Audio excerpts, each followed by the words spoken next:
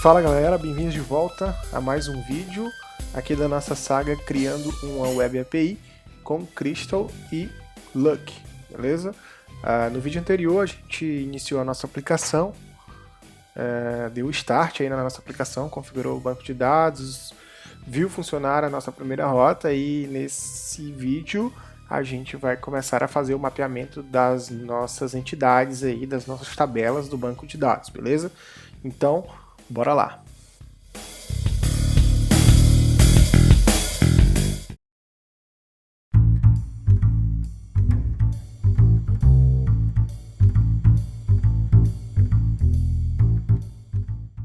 Comitei as alterações do vídeo anterior e criei uma nova branch aqui chamada Customer, onde eu vou colocar isso separadinho lá no Git, para que se você estiver chegando você possa entender as coisas aí por contexto. Acredito que fique mais fácil, mas o resultado final vai estar na master, beleza?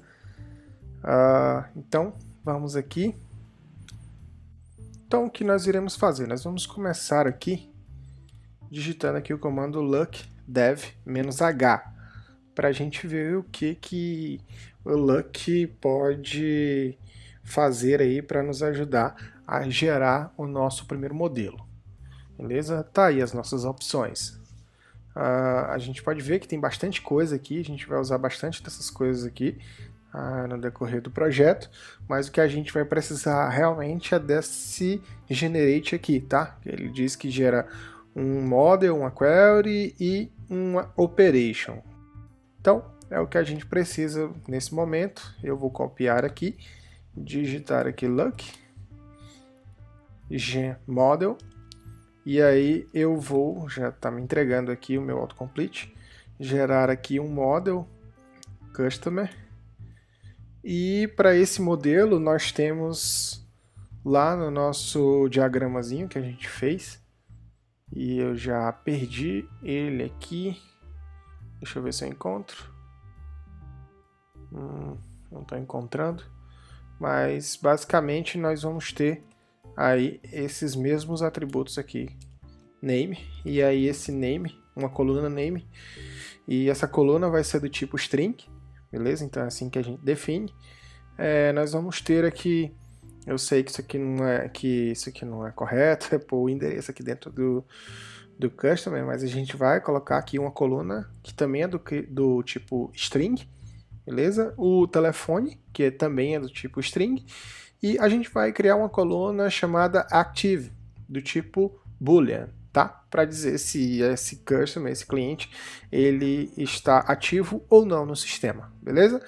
Então, atente aqui para o nome dos atributos aqui dos tipos, eles começam com letra maiúscula, e o nome da classe, ela também começa com letra maiúscula, beleza? Se você pôr com letra minúscula, o Luck vai reclamar aqui, não vai deixar você criar. Então, só gerar aqui o nosso primeiro modelo. Ele vai compilar aqui, vai rodar o código, pronto. Ele terminou de rodar e aí ele gerou para a gente aí 4 arquivos pelo menos, beleza? Então a gente vai ver aqui, começar aqui pelas migrations, beleza? Então, tá aqui, ele criou um arquivo com esse nome aqui, maluco, que aqui é o timestamp, e aqui é o nome da migration, que é create customer. Ele criou também aqui um modelo dentro de src, um arquivo chamado customer.cr. Também dentro de src ele criou dentro do diretório operations o save customer.cr, e também dentro do diretório src queries ele também criou um customer query.cr. Vamos lá para o editor de código ver isso de perto, beleza? db migrations, e a gente vai começar as migrations, beleza? Isso aqui que ele gerou para a gente é um mapeamento que o nosso ORM vai fazer, vai criar no banco de dados, tá? A gente vai especificar, esse é o modelo de especificação, que a gente escreve e o nosso ORM consegue mapear e fazer isso com perfeição lá, criar a tabela do jeito que a gente especificar aqui, beleza? Um detalhe que eu tenho para falar para vocês aqui, que no Lucky, por padrão, todas as colunas são criadas no banco de dados com not null. Então, se você tiver algum atributo desses, alguma coluna dessas que pode ser opcional, o interessante é que você faça a seguinte, adote a seguinte estratégia. No Lucky, os parâmetros opcionais, no final do tipo dele, você coloca uma interrogação e aí ele vai entender que esse parâmetro aqui é opcional. No caso, eu posso dizer aqui que o endereço ele é opcional, beleza? Então basta eu colocar aqui a interrogação no final da string, beleza? E por padrão eu também vou querer que todo cliente que seja criado automaticamente na nossa API, ele seja automaticamente ativado, beleza? No momento da criação. Então, essa coluna vai ficar com default true, beleza? Toda vez que você criar um registro e, óbvio, e o usuário não vai passar isso aqui lá no momento da criação, porque é um campo que a gente vai restringir, a gente vai ver isso lá dentro dos operations, que a gente não vai permitir que ele envie se ele está ativo ou não, tá? Então, a gente coloca aqui que esse cara também é opcional e que o default dele aqui é true. Bacana?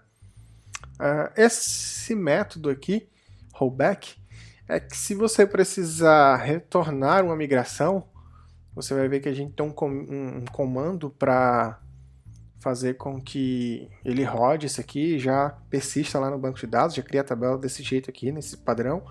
Mas se você quiser retornar a este ponto aqui, o que seria retornar a este ponto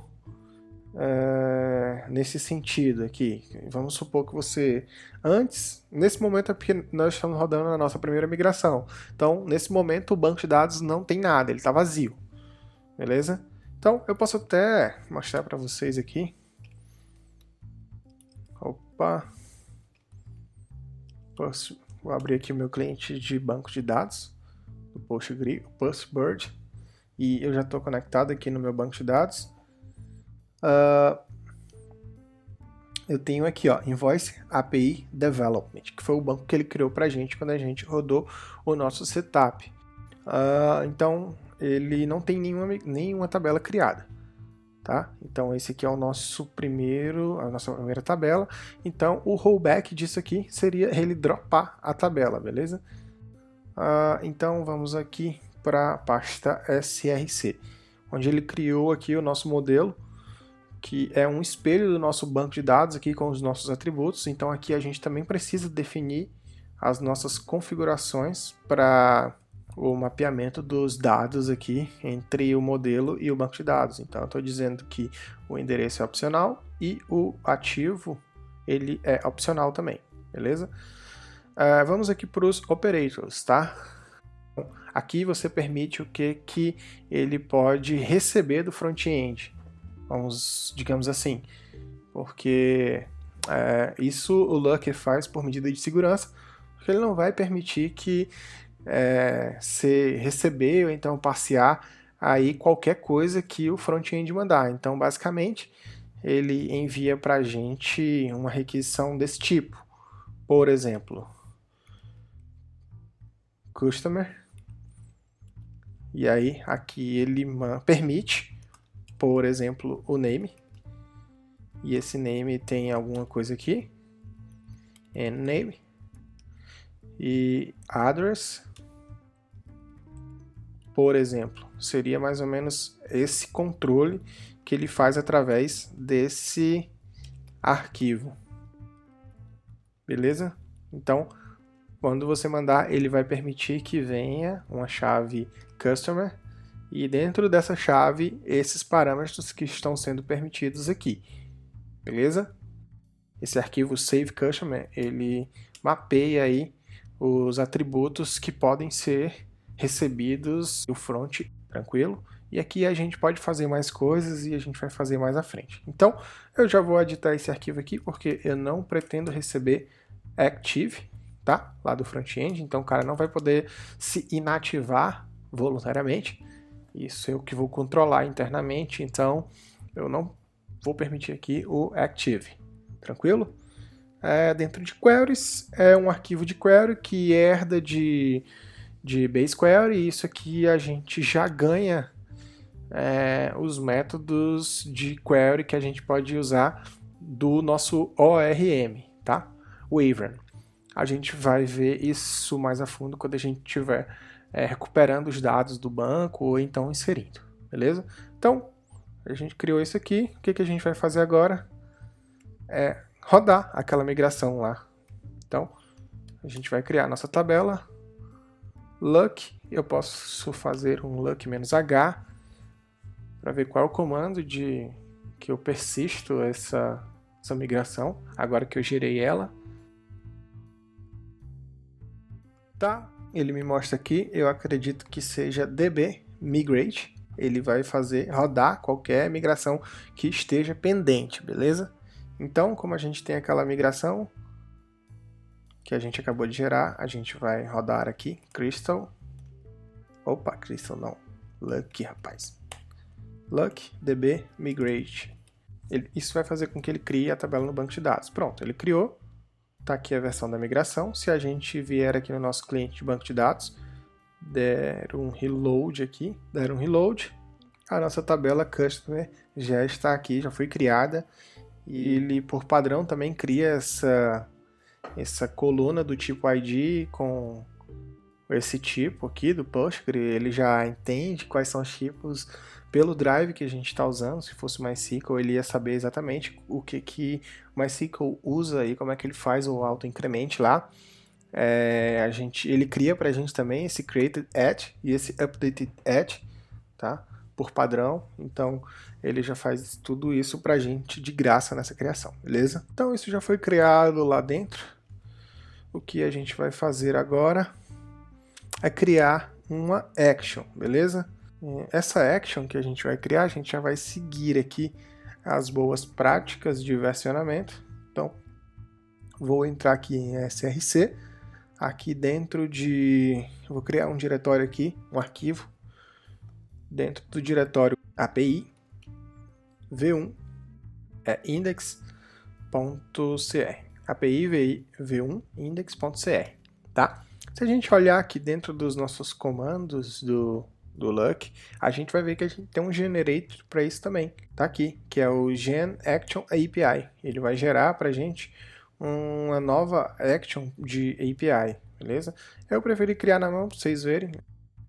Você pode ficar à vontade, tá? Eu vou fazer essa colinha aqui para cá e aqui eu vou mapear o meu namespace, beleza? API v1 index.